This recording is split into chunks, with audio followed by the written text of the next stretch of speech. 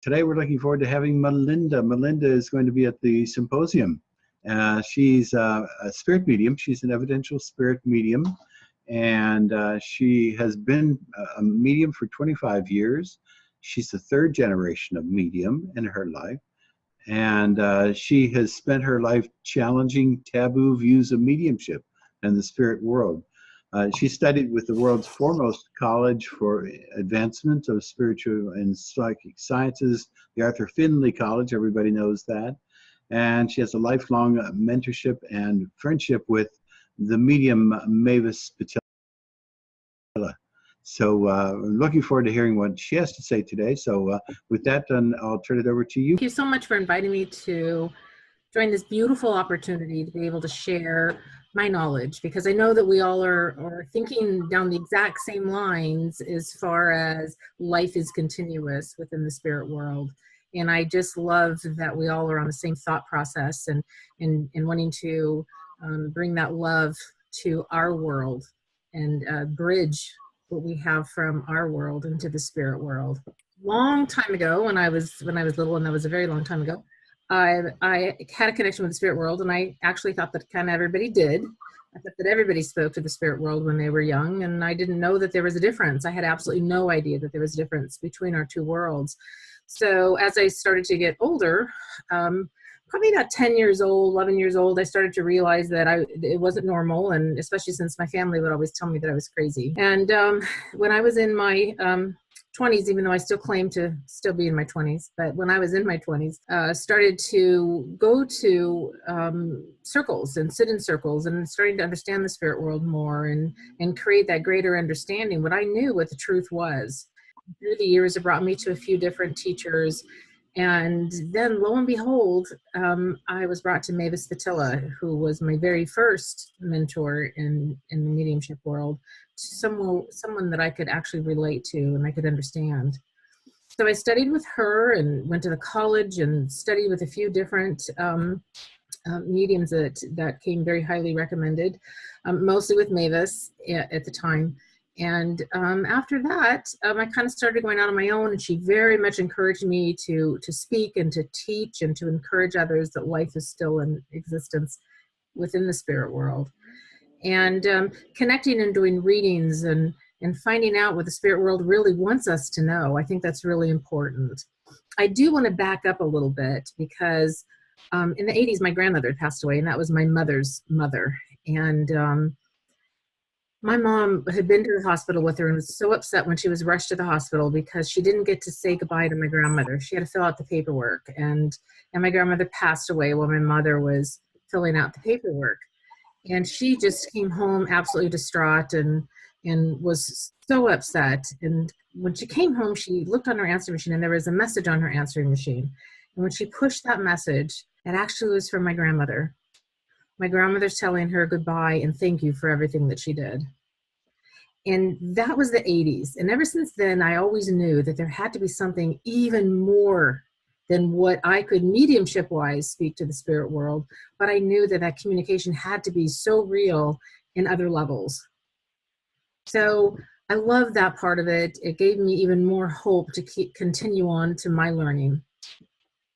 So fast forward again to Mavis and her teachings and her beautiful philosophy and the greater understanding of how we're supposed to connect to the mediumship, to the spirit world, how we're supposed to be at the highest level of mediums that you can possibly be, because, let's face it, there's a lot of people out there that take advantage of others. So it's in my heart and soul to make sure that that doesn't happen to other people. It's, actually, I've been asked to do a documentary in regards to that, and we're in the process of this documentary because it's so important for people not to be taken advantage of. I may not make a whole lot of friends with other mediums, but the bottom line is I'm there to help other people that don't understand the spirit world and that want to be able to stay connected and get that greater understanding as to why we are here. And through that documentary, I have had an opportunity to meet a lot of wonderful people within this world. I was at the Helping Parents Heal conference. For me, my next important thing and most important thing is I give readings for parents that have lost their children, because I just don't believe anybody should have to bury your children. So for that, I give back, and I never charge for a parent ever.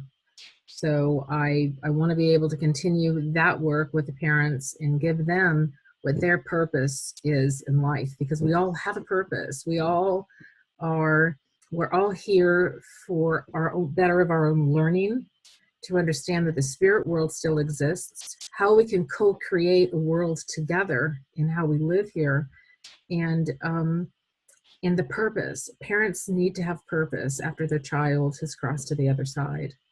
If you don't have purpose, then you've lost who you are. And you've lost the reason as to why our child has actually moved on to that spirit world, because there are reasons. And those reasons are all but of healing and the greater understanding of what healing should be for each and every one of us. So I continue that work. I am working on, something that's really important that I find doesn't happen. So this is where I find where I'm trying to fit in between, is if you say to a person that you're healed, that sounds so past tense to me. I don't believe you actually ever heal. You just learn how to live within your new life that's in front of you, your new understanding as to what life is in front of you, and your new purpose and to what your growth in life should be. So I'm looking at, or I am working at, so here we are as a person here on earth that has lost your loved one on the other side. It doesn't necessarily have to be children. We all have losses, and in different levels. We grieve the loss of our homes. We grieve the loss of our pets. I have my little dog that I just always think about. If anything happens to him, oh my goodness, how devastating that would be for me. And that's my pet, let alone my child. So I try to get that greater understanding and that empathy that we all should have for each other. And then I look at what other people have. Well, you should be healed by now. And you know what? There's somewhere along the line, no pun intended, there's a happy medium in between. Because no, you're never healed. But yes, it's the continuous process of learning to grow within ourselves and learning to grow to where we understand how we can create heaven on earth. And that's my job, is to how to help people understand. Yeah, and you teach people how to connect through meditation. Correct. What do you teach them? Well, so everybody's a little bit different. So when I have parents that say to me they want to connect to their children within the spirit world, I always say that we have to learn how to heal ourselves also. So my greatest belief is that we learn to connect to our God source that creates and gives us that greater understanding of who we were and who we are now and who we can be. Within that God source, we begin a great part of what our healing is. So then we have that ability to relax into our own meditation, understand our meditation, and when our loved ones or our own guides from the other side have the ability to join us, that's where I want everybody to land, is that meditation also. I have a question for you from Janine. She's on a phone and she's currently walking, but she said she would be grateful to hear your views on suicide and how does that or doesn't fit with life purpose. Very good question, and thank you, and good for you for walking and talking to us too. I don't believe that there's ever any hell. I don't believe in hell. I believe that we have life here on earth, and then we have a beautiful life in existence within the next world. And you are never punished for suicide. You are, if I want to say of anything, you are handled with even greater love when you move on into that material world of life, into the next world, because you left this world through, and again, if it is through suicide, you left here so distraught and sad and feeling like you had nowhere to go and you didn't have that greater understanding for yourself. So the spirit world knows 6 to 8 weeks before our passing, no matter how we pass, the spirit world is there to know that they will be there for us, bring us into that next world, the material world, and they give us that greater understanding and that healing and the ability to keep on growing. So there is never ever is there any punishment within suicide. Deb Selway has said it's interesting that spirit knows 6 to 8 weeks before we pass. Could you please elaborate on that a bit more? Thank you. Sure. My understanding is, okay, so we have our, for lack of a better word, our architectural plan prior to us coming here. So we know pretty much different points in our lives of when we're staying here. I also believe in free will. But remember, when you make those architectural plans with your guides on the other side, they also are there with you when you are making the choice to cross back to the other side. So these are things that are already in the makings. So when you have a family that, well, I'll use a parent in particular, and their child has crossed to the other side, and they wonder, you know, why would it be my child that would be taken over to the other side? Why me? No matter how much I've prayed, no matter what I've done, my child has been taken from me. What did I do wrong? And it's not that we've done anything wrong. It's that we've made that plan. We've made that plan prior to coming here to get that greater understanding, to give to the other people, to give to our parents that greater understanding as to what they need to do to grow. So all of this is planned previously to our coming here on Earth. I hope that helps. Mm-hmm. We've got a question from Jane. She'd like to know, how do you work with bereaved parents when they want to talk with you or talk with their child weekly? Well, first and foremost, I don't recommend weekly. I believe that we all, when we cross to the other side, we all need to keep growing ourselves. We don't cross to the other side and then we're just there. Your child needs to keep growing and getting that understanding. And it's no different than how you as the parent need to keep growing also to get that greater understanding. Otherwise, you know, you're kind of staying in status quo and you're not learning from anything really. Can you tell us a little bit more about Mavis Patilla? What is it that makes her such a great medium and such a great teacher? Mavis is she's full of a lot of knowledge, and she spent an enormous amount of her life contributing herself also to her works in mediumship. And her philosophy is something that I learned very strongly. And actually, which is so very interesting, is we actually share a spirit guide, which I didn't know this until years after.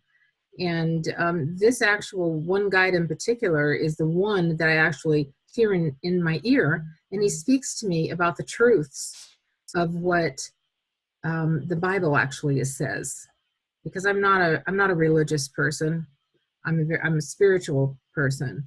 So when I would open up the book and read the philosophy part, read a paragraph from the Bible, our guide would re-explain it to me. And that's what Mavis had learned. Mavis had learned also to learn the philosophy and the connection also to the spirit world and bringing that healing to others.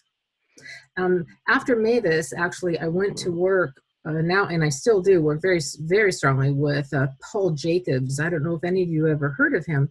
Paul Jacobs is an incredible medium who was one of the head tutors at the Arthur Findlay College, and he and I actually work together on a regular basis. We do some things outside. He comes to California. We've done things in Holland together. Actually, we're going to be in San Francisco and in Los Angeles again in a few months. And Paul Jacobs is a very no-nonsense teacher. So I've had two of the best teachers in the world. I had one that was very philosophical and just so grandmommy sweet. And then I have Paul Jacobs who's like, you know, either do it right or walk out that door. So I've loved that because I've had the ability to bring both of their teachings together within what I teach. Mm-hmm. A couple of more questions for you.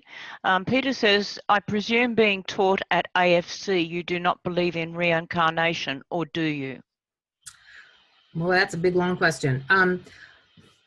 I believe that we reincarnate after and only after all of our loved ones are with us on the other side. I have so many parents that will say to me, what happens if my child is then born into another person's family. And I said, my understanding is impossible. Not until our loved ones are all the way together on the other side before we make the choice to reincarnate again. And I have to say, I don't know about the rest of you, but I don't know if I want to reincarnate. Very interesting. Janine asks, do you have any tips on fast tracking how to understand or know what your life's purpose is?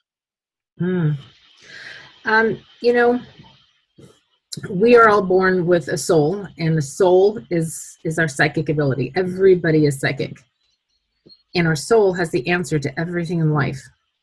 When you learn to sit within the quietness of your own soul, your soul can give you that answer. And that, to me, is what fast tracking is, to that part of you, and also to stay connected and to the power of our God source. Sitting within the power is the most healing part of who you are and what you can grow into. Thank you. Deb asks, what were the key stages of your mediumship development? That's an interesting, because there's so many different ones through the years, because I'm old now. So there's been so many, and I want to say my most important is that I will never stop learning. I will never stop learning. I'll never stop growing. And to me, that's the key to staying humble and giving to other people. Thank you. Jane asks, as a medium, who do you work with on the other side? That is, who are your guides, your higher self committee, I think. I can't say that there's a guide that I work with. I know that I have several guides on the other side. I don't sit and chat with them for the most part, because they work as a team. I don't have any one in particular that stands out. I did when I was younger. She stayed with me when I was little, and when I'd cry because I didn't want to have to take naps, she'd sit and talk to me. And I remember I named her Annie, and she lived with me for so many years. And then I lost touch with Annie for a few years. And when I started back again into the mediumship, into studying, she appeared to me again as an adult. She grew with me, and I just think about how beautiful that was. But for the most part, I don't have people or teams that I know of their names, except for the one that I spoke of that speaks in my ear. Okay, thank you. Craig asks, how do you sit in the power? Oh, well, I can tell you just a real quick answer on that one, because otherwise it's very long. And it's learning to sit within the silence of the ignition, to ignite your own soul's light and connect it straight to the God source. So there's no spirit world involved in this. It's you and God. So when you sit within you and God, you have the purest of pure.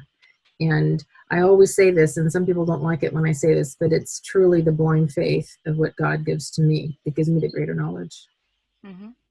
Okay. I have another question from Peter.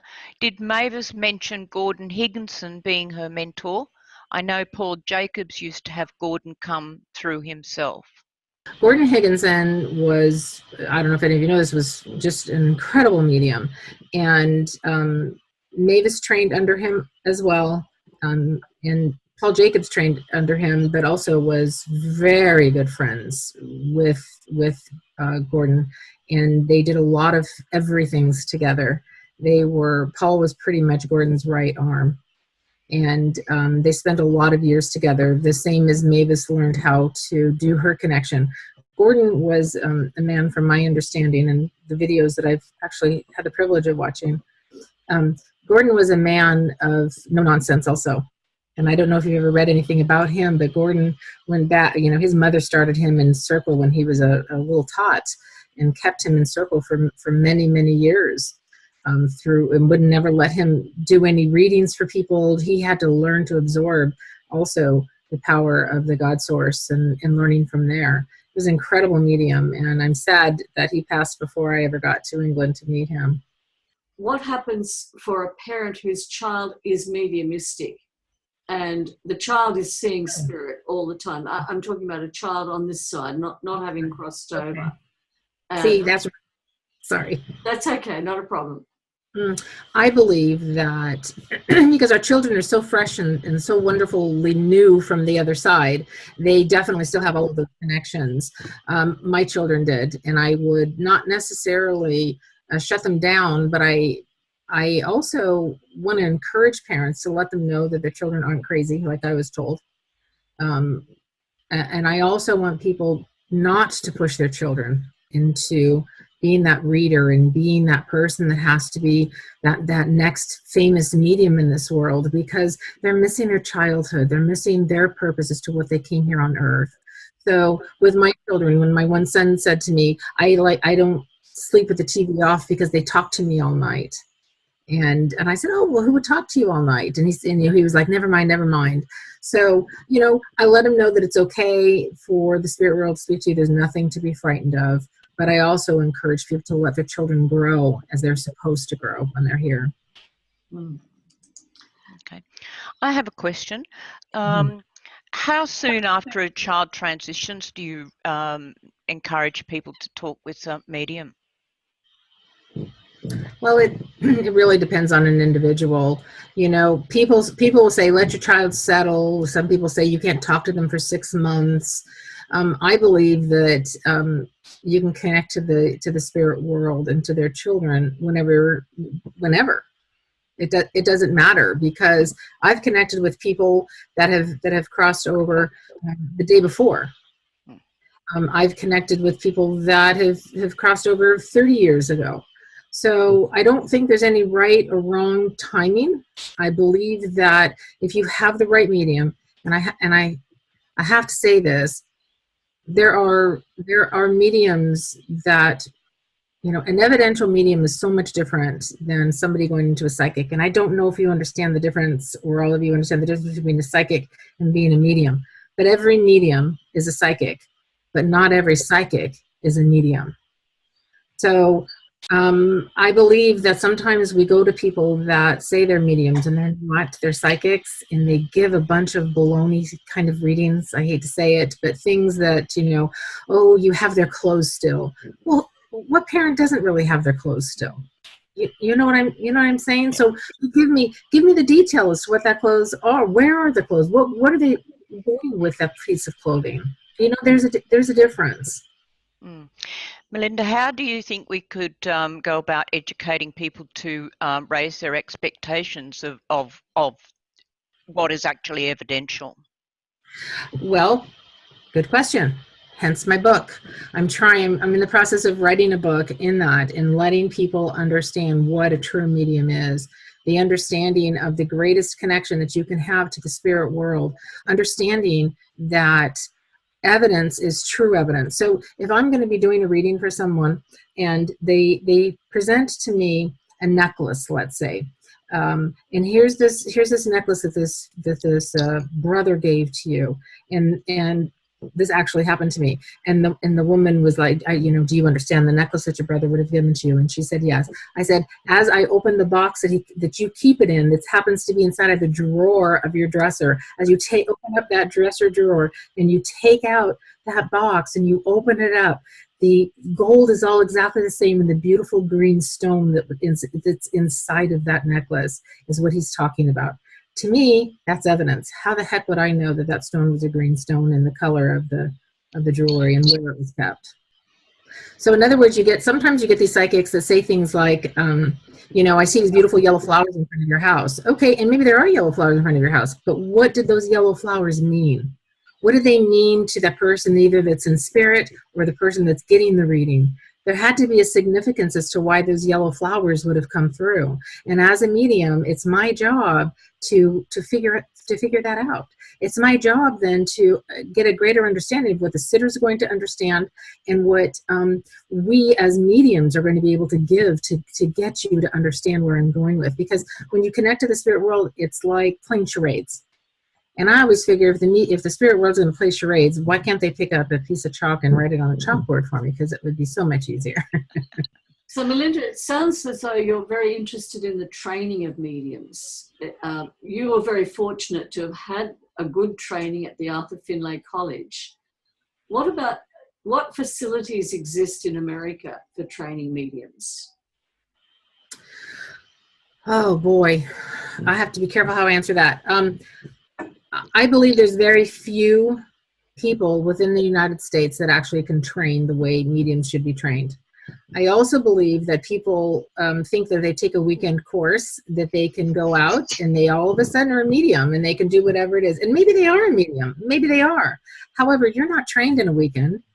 You're not trained in 2 months. There are years, and I put years of my life into this. And, you know, there's nothing that I would ever trade for this work. There is nothing that I would ever jeopardize my connection with the spirit world. So within America, I haven't actually been able to connect. There is one woman, and I absolutely love her. Her name is Janet No Havoc, and she's in New Jersey. She actually happens to have a church, and she has a wonderful mediumship program there, New Jersey, and she's a Journey Within church. And she does a great job, but I haven't actually had the ability to meet anybody else that has the in-depth teachings as what I've been taught from my 2 teachers. Mm-hmm. Thank you. I have another question here for you from Janine. She says, how does Melinda hear, in commas, our loved ones?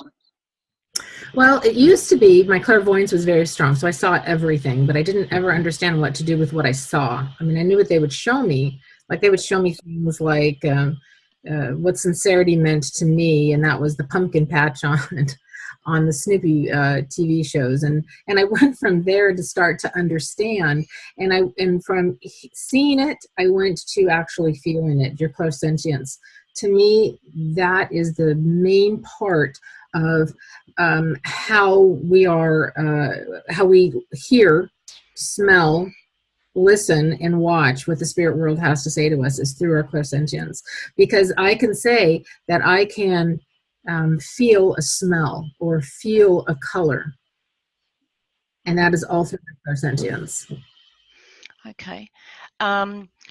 Marion says, we have home circles. It's one of the best ways of training. I think that's just a statement.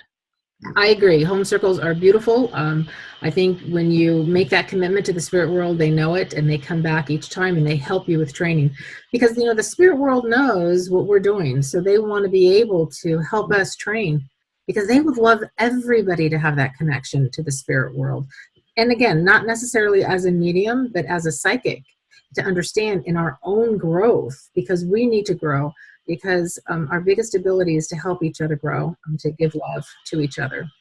We have a number of mediums here, and I'd like to introduce you to some of them, because I think one of the big problems that mediums do have is that don't have support of other mediums. I'd like to introduce Susan Barnes. Susan, would you like to just tell Melinda a little bit about yourself and your connection with the Arthur Findlay College? Yes, I've met Mavis several times, and I know Janet No Havoc because she's had a house here with me in Lilydale for a number of years. For myself, I am a British trained medium. I have a CSNU from the Spiritualist National Union. So when my teaching is very much influenced by the British way of doing things, if that makes sense. So yeah, and I teach some classes here for AREI. Wonderful. Nice to meet you. It's nice to know that. Deb Selway. Deb, would you like to introduce yourself from Australia, from Cairns? Yeah, thank you, Andy. Hi, Melinda and everybody. Yes, I'm a developing medium and trance medium, so it's been an interesting journey for me from a younger age through the years, and you know, I'm just coming to a little bit more of commitment, I'd say. And I think that it's really important, as Wendy was saying, to have these connections to help us all grow. I've been very isolated, so I'm very grateful to AREI for this format and to learn from people like yourself. So we have just begun an experimental home circle with Louisa Livingston from Spain. Hi, Louisa. And a friend of mine who's also a trance medium. Her name is Robin. And we've just sat for the last couple of months on a fairly regular basis. We've made a commitment to do that and had some beautiful sessions. So, we're really all motivated to continue. And I think it's those small steps that people can take just to try things and to be open and to make the commitment that's part of the learning process, particularly for me. But I think it's easy to do once we make that commitment. It's lovely to know that you can do it online too. And that's what we're looking at is Susan's been teaching mediumship online. How's your circles going, Susan? The group that you do. We had a wonderful session a couple of hours ago. I'm very pleased that what I always ask Spirit to do is to bring messages through for people that really need it more than others. And we did. We had some very powerful messages that came through for someone who was in emotional distress. So I was pleased to see that happened. And Louisa joins us, which is great. So it's going well. Unfortunately, I'm going to have to do a hiatus for the summer, but I will be back again definitely in September. That's fantastic. We have a lot of other mediums. Jane, I wonder if you could tell us about your Sado Circle. Susan and Lynn Lee, Edwina Moldover, and Gretchen and I are all in a circle together. We've had the great fortune of working together a couple times a month now for the last several months, and we seem to be having quite a bit of action. I think Susan might agree with that as well, of different sounds that are coming through in different ways, but you know, I wasn't sure how long it would take. Many people had said it would take years for that to happen, but really it only took a few times of us all connecting by phone. So Susan, you might want to add to that. Yes, it was really amazing that we had only been together for a few meetings on Zoom when we started to experience phenomena, and Spirit communicated to me that people were going to get phenomena both on Zoom and within their homes, which has happened. And we've Jane's been able to trance Sado for the group, and I've been able to communicate with Gordon Higginson. So it's been quite an interesting session that we've been having. Fantastic. So Gordon was coming through you in trance? Yeah, and this is an amazing story. We had these rapping sounds in the Zoom meeting, and by a series of eliminations, I was able to determine that the spirit was Gordon Higginson, because we asked if it was a historical person we would know, and the person said yes. And by going through names of well-known mediums that I'd known, it rapped yes on Gordon. And then what happened was I was at the Arthur Findlay College a couple of weeks later, and we were doing work with Gordon's cabinet in the library, and we were doing a seance session. And at the session, I asked if I was feeling the trance coming through, and I asked if I could trance. They said yes, and I brought through Gordon.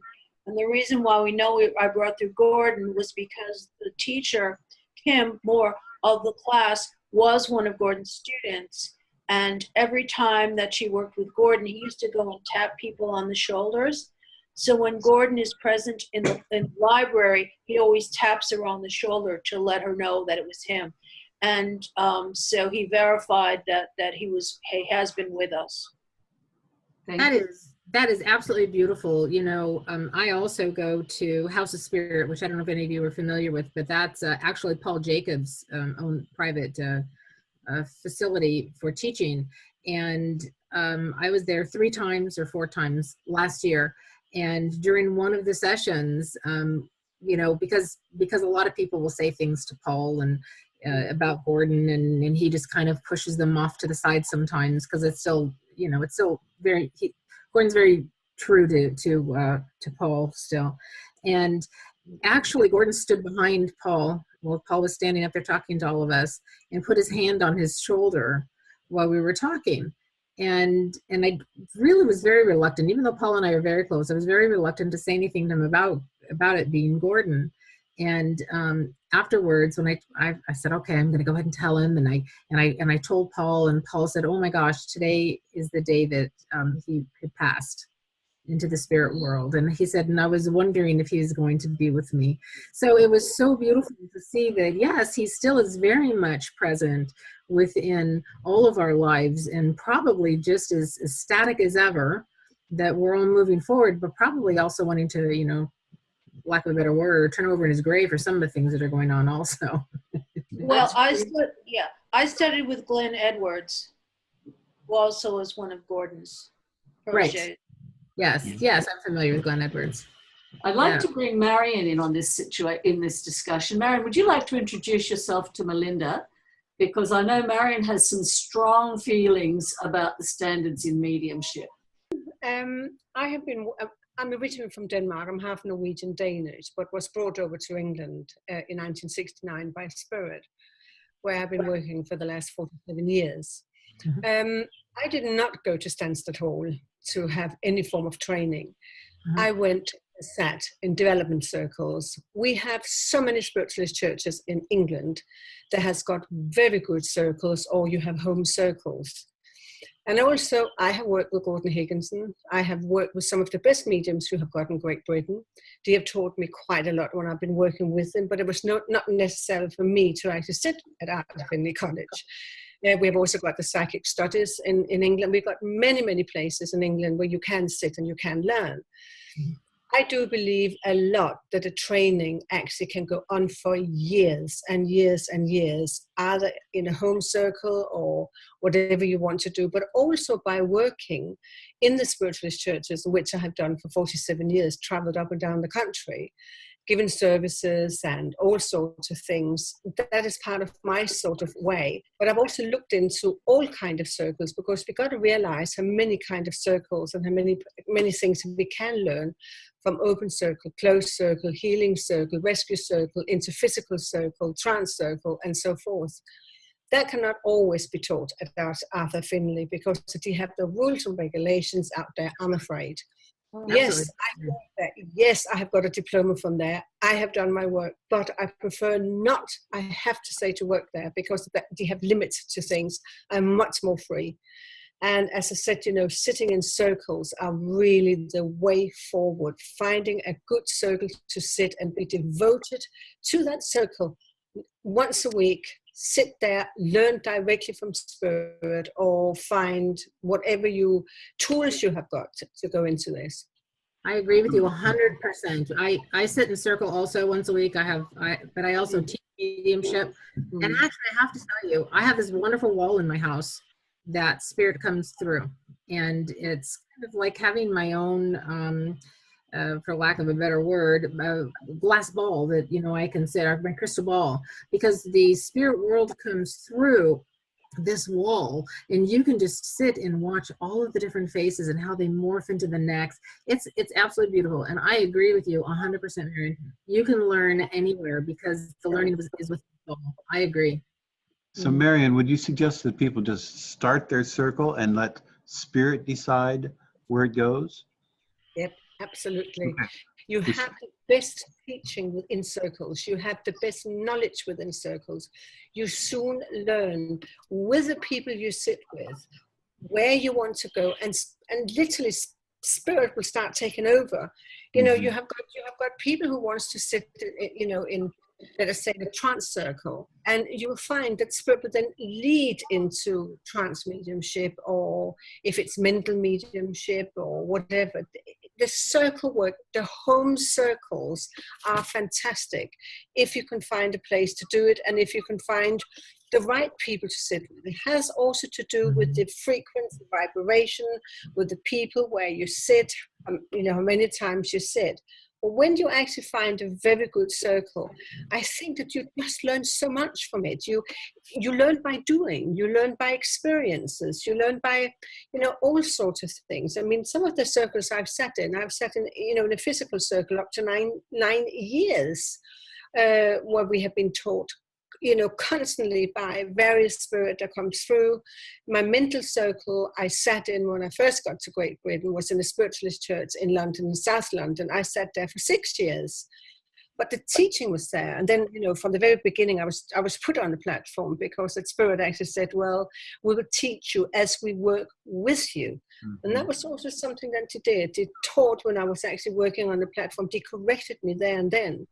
And the evidence which has to be given, and I'm afraid to say that, you know, I think that New Age has Shanghai spiritualism, I have to say. I don't recognize a lot of, you know, communication anymore. I mean, I go on a platform and I will give you about 95% has to be evidence. If there's something about the future, it will lie with that 5%, no more. Because I believe that what spirit really wants to do, that is to come and give a message, to come and explain to people, please don't be afraid. We are here, we're with you, everything is all right. You don't take our life over. You don't want to tell us what we're doing. And that actually happened in a physical circle in London, which is a very funny story. And this man suddenly from spirit came into the circle, and he was a Cockney guy, and he stood there and he just started to shout, I will never go to a spiritualist church again. And we're wondering, why and who are you? And he explained that he has been to give his relative a message in a spiritualist church. But all he wanted to know that was when would he got to move. He was not interested in communication with the grandfather. So he said, never again. Wow. So it's also his spirit's view upon this. Craig, would you like to tell everybody a little bit about what's been happening in your circle? And you obviously have got all kinds of mediumship happening there. Yeah, we have. It's been a very interesting circle. We originally sat for about 7 years, and we had people come and go, and we didn't have much activity, some activity, but not very much. And then we got a group of 5 people together, and when that group of 5 people sat, then almost immediately we started to get phenomena, because that was the circle. That was the one the team wanted, and they're a very harmonious group of people. And so what is happening now is that we're evolving at every circle meeting, which is on Sunday evening in about an hour here. And every circle meeting, it's something new, it's something different. They're manipulating our bodies. They have decided that we are going to have one physical medium. He's very talented. His name is Rob. He will be at the symposium. And then we have 3 women who are undoubtedly going to be trance mediums of some sort. One we believe is going to be a direct voice. But they have this team, the spirit team has assembled them here in the middle of the cornfields in Illinois to make this happen. And so now they're giving us messages saying that there are going to be marvelous things happen, that they're changing us at the molecular level in order for these things to happen, and that all we have to do is just have fun. So they're saying, just enjoy yourself, let us take over, it's our job, you don't have to do anything different, just sit in harmony and things will happen. And that's what's going on. They're manipulating everybody's bodies, they're making their hands move up and down like marionettes, they're using raps and taps on the table and table rocking and table movements to communicate. And we're just allowing them to go wherever they want to go, and we're staying with them. That's the reason I was asking you, if you get a circle together, we originally met for physical, but we realize now that we're going to be taking into trance, perhaps direct voice. We have one who's mental medium, and she's developing as a mental medium. And all this is happening in this soup that we have that is a circle, and they're taking us where they want us to go. It's exciting.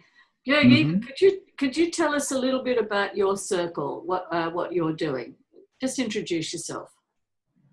So, I'm Georgieva from Norway. We have one physical circle, and we have one mental circle. It's a small place with, it wasn't any place for mediums to train. So we tried from that one, and with the knowledge from Marianne, she helped us through. So we started there and went over, some of us went over to the physical mediumship, and it's leading forward. We started in October last year and still developing. It's very exciting too. And again, it's that home circle thing that seems to be the thing that, and this is one of the things that Craig has been promoting, is the development of home circles, Would you agree, Craig, that this seems to Yeah, be that's very what important. Right. Spirit wants at the moment? Right, and that's one of the reasons I was asking that question about why you would sit. We are encouraging people to sit to just have discussion groups, support groups, any kinds of groups that they want to have, and we know that Spirit is going to take them where they want them to go. But they just need to have that commitment just to sit in groups, and so we're encouraging people to sit in groups now. And I'm curious, Susan and Jane, how you set up that Zoom group that now you have intact. Yeah, well, what happened was a group of people approached me that wanted to try to do a trance circle. So everybody was invited to come. After a couple of sessions, certain people dropped out. And so we ended up with, there's 5 of us now? We've ended up with a core group of 5. And phenomena, and that just started happening. And I mean, sometimes we've done some meditation, sometimes we've listened to trance speaking, we've done a few different things to get the group going, and whatever happens kind of happens. And then the sounds kind of took over. We started noticing that on Zoom, we were hearing we hear tapping sounds, we hear chirping sounds, and then I started asking if the sounds were intelligent, so I started asking questions, and the sounds would, tell us yes, tell us no. And through the yes, no questions, we were able to kind of start to determine what it was. But if you hear noises, the trick to it is to start asking yes, no questions to see if there's an intelligence behind the noise. So then, then do you have the lights on? Are you sitting in the dark? Well, I usually sit in a red light, and we do sit in a darkened room. We don't all sit in bright light. Yeah. Okay, so each person in the Zoom group is sitting in their own circumstance, in the dark, or in a red light. Darkened, Okay. Darkened room. Okay, and so then do you start off with? Do you sing? Do you start off with? Start off with a prayer. A prayer, okay. Yeah. And then do you sing, or do you go into a discussion, or how do you proceed from there? I'm trying to think, Jane. Usually it's maybe a little meditation. Okay. I'll start sitting in the power type of thing, or there have been different meditations I've done with people just to kind of get their mind relaxed. The whole thing is I just need to get the group relaxed. And when the group relaxes, sometimes somebody comes through and trances information or insight from me to get things going. And then we just, whatever happens, happens. We just let it flow. And I think too, if I can kind of pop in here for a second, I think, really, Craig, it's AREI that really has contributed to this, because I went to the symposium last year, and through that is where this really started. So I really, give a lot of credit to AREI for having us do this. Lynn and Edwina and I have been sitting for several years now in a circle, and we'll be presenting about that at AREI, the symposium, which will be really fun to do. But I think the one, I think really, I would say, Susan, and you can disagree with me if you do, but I think really the big thing here is that we've made an appointment. And this group of whoever's coming through to us know that we're going to be there. And it doesn't usually take us too long to really start getting some of that. They've been very responsive. But I think that's because we're putting it out there, and they know that we're going to be there and that we want to be in communication. Marvelous. Maybe Deb and Louisa, you could tell us about what you're doing online. Are you sitting in the dark? Yes, Robert and I sit in the dark in a room here in my home, but we have a red light on, and we Zoom in Louisa from Spain on my iPhone. We sorted out the connectivity so it's a little more stable, and yeah, we just start by prayer. We're experimenting. We've tried some music, but mostly we just sit in the power, as they say, and allow things to emerge. And you know, we've had some little phenomena here and there. After the seance one evening, I walked into the room and there was this little puddle of water on a pillow, and it couldn't imagine where it came from, other than it was just so extraordinary to be there. But we're, you know, picking up some bells on a recording. Robin and I go into trance. Robin brought in a gentleman who gave names and dates. Likewise, I've done that as well. Needs to get stronger and stronger in terms of evidence. We're just asking for evidence, but mostly, and I think, Louisa, you probably agree, we go in with no expectations. It's just an experiment. We just ask to serve and give our hearts to spirit and allow what can be, and we go from there. So, but it's just a very calming and beautiful experience. Louisa, what's your thoughts? Yeah, well, yeah, I agree. It's all experimental, but with a lovely feel to it, and a wonderful feeling of harmony. And we don't expect anything. Whatever happens, happens. And it's just a very nice thing to be doing. Sorry, Deb. Yeah, can I just add, it's interesting, Louisa is in daylight in Spain, and she's had light in the room, and it doesn't seem to have made too much of any difference, it appears. You know, so the light question is interesting, much like what's needed, etc. So I think, yeah. Yeah, so is everybody then getting phenomena within their environment? Well, I haven't had any phenomena yet. Mm-hmm. That's interesting. I'd like to ask, and is there anybody else who is sitting or who's interested in mediumship who would like to share their own experiences? We've got Peter over there in Spain. Peter, would you tell us what's happening for you? Well, we've restarted our circle by popular consent, and we've got now 4 people. We were always looking for more, and the one of the ladies brought a dish along, which she's had her husband's name inscribed in it. It's a stainless steel dish, and it's got Luciana in there, who's Belgium, and its name's in there. We took a picture of it. That's something that happened. And after the circle, I went out into the kitchen, and the fridge door shut itself. Things like that are beginning to happen. The circle itself, we've only sat a couple of times so far, but everybody's been in circles before, and also been in a circle with my wife when she was here on the earthly plane. And so they've all got the knowledge, and we've just started sitting again to try and bring spirit forth. So we're not quite sure what's going to happen yet. One lady may be going to trance. She does automatic writing, does a lot of lovely automatic writing, usually about 3 or 4 o'clock in the morning.